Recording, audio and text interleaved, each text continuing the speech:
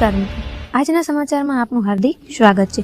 કોલંબિયામાં કુદરતી આફતનો મોટો આંચ પડ્યો। 10 ઓગસ્ટના રોજ પશ્ચિમ કોલંબિયામાં 7.4ની તીવ્રતાનો શક્તિશાળી ભૂકંપ આવ્યો, જેના કારણે અનેક વિસ્તારમાં ભારે નુકસાન થયું હોવાનો અહેવાલ સામે આવ્યા છે।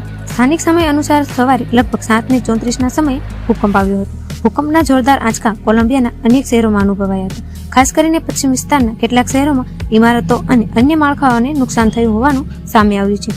ભૂકંપ બાદ સ્થાનિક તંત્ર અને બચાવ ટીમો દ્વારા કાટમાળમાં ફસાયેલા લોકોને શોધવા અને અસરગ્રસ્ત લોકોને મદદ પહોંચાડવાની કામગીરી શરૂ કરવામાં આવી છે।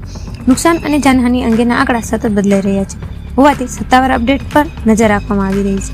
કોલંબિયામાં આવેલા આ શક્તિશાળી ભૂકંપના કારણે લોકોમાં ભયનો માહોલ જોવા મળી રહ્યો છે। કેટલાક વિસ્તારોમાં ઇમારતોમાં નુકસાન થયું છે અને મોટી સંખ્યામાં લોકો અસરગ્રસ્ત થયા હોવાનો અહેવાલ આવ્યો છે।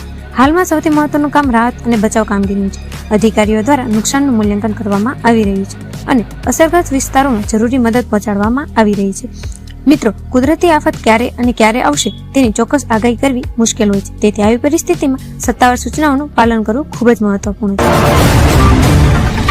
એક જ ઝટકામાં બધું ખતમ થઈ ગયું। 7.4ની તીવ્રતાવાળો મહાભૂકંપ આવ્યો અને જોતામાં જ 169 લોકોના મોત થયા। 570થી વધુ લોકો ઘાયલ થયા અને 1600થી વધુ ઇમારતો જમીનદોસ્ત થઈ ગઈ। સોમવાર 10 ઓગસ્ટની સવારે કોલંબિયામાં મોત બનીને ભૂકંપ તૂટી પડ્યો। તસવીરો એટલી ખોફનાક છે કે જોઈને કાળજો કંપી ઉઠે।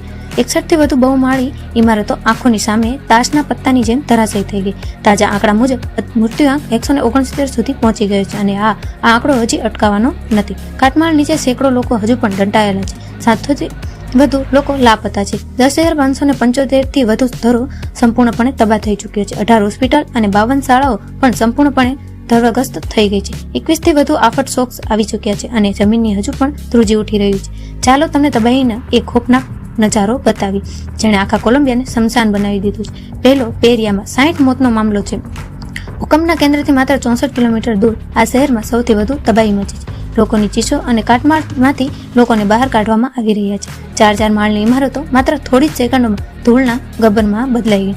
કાટમાળમાંથી લોકોને બહાર કાઢવામાં આવી રહ્યા છે। શહેરની એક મોટી હોસ્પિટલની દિવાલો પણ ધ્રુજવા લાગી છે। આઈસીયુમાં દાખલ દર્દીઓને બચાવવા માટે ડોક્ટરો અને સ્કૂલિંગ ટીમે બારીઓમાંથી દોરડા બાંધીને દર્દીઓને નીચે ઉતારવાની બહાર કાઢ્યા। સદીઓ જૂનું ચર્ચ પણ ધરાશયી થયું। શહેરમાં માનવામાં આવતું ઐતિહાસિક કેથેડ્રલ પણ ભૂકંપનો છટકો સહન કરી શક્યો નહીં। તેનો વિશાળ સાઇડ ટાવર સીધો રસ્તા પર આવી પડ્યો, જ્યાં અનેક ગાડીઓ અને પગપાળા ચાલતા લોકો કાટમાળમાં દટાઈ ગયા। પરિસ્થિતિ એટલી બેકાબુ થઈ ગઈ છે કે કોલંબિયાના રાષ્ટ્રપતિએ સમગ્ર દેશના ઇમરજન્સી જાહેર કરી દીધી છે। રાષ્ટ્રપતિએ સ્પષ્ટ કહ્યું કે અમે હાર નહીં માની અને દરેક નાગરિકને કાટમાળમાંથી બહાર કાઢીશું। 7 મોટા એરપોર્ટ પર કામ રોકી દેવામાં આવ્યું છે। 5 મોટા શહેરોમાં રેડ એલર્ટ જાહેર કરવામાં આવ્યું છે। રાજધાની બોગોટાથી 100 કિલોમીટર વધુ રેસ્ક્યુ એક્સપર્ટની સ્પેશિયલ ટીમ રવાના કરવામાં આવી છે, પરંતુ સૌથી વધુ મુશ્કેલ જંગલવાળા વિસ્તારોમાં છે। ત્યાં નાવ અને હેલિકોપ્ટર વગર પહોંચવું મુશ્કેલ છે। આશંકા વ્યક્ત કરવામાં આવી રહી છે કે ત્યાં મૃત્યુઆંક હજુ વધુ વધી શકે છે। આખરે કોલંબિયામાં આટલી ભીષણ તબાહી કેમ આવી? કોલંબિયા દુનિયાની સૌથી ખતરનાક રિંગ ઓફ ફાયર પર વસેલું છે। જમીનની 107 કિલોમીટર નીચે નાજકા અને સાઉથ અમેરિકન ટેક્ટોનિક પ્લેટ્સ પરસ્પર અથડાઈ તો જે ઉર્જા બહાર નીકળી તેણે સેંકડો કિલોમીટર દૂર સુધી ધરતીને હચમચાવી દીધી।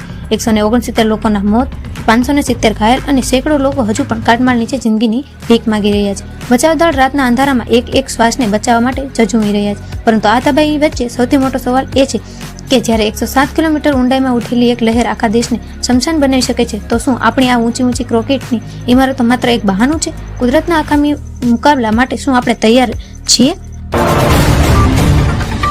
કોલંબિયાના આ ભૂકંપ અંગે વધુ સત્તાવાર માહિતી સામે આવશે તેમ અમે તમને તેના વિશે અપડેટ આપતા રહીશું। આવા જ મહત્વના દેશ વિદેશના સમાચાર માટે અમારી ચેનલને લાઈક કરો, શેર કરો અને હા, સબસ્ક્રાઇબ કરવાનું ભૂલતા નહીં। આભાર।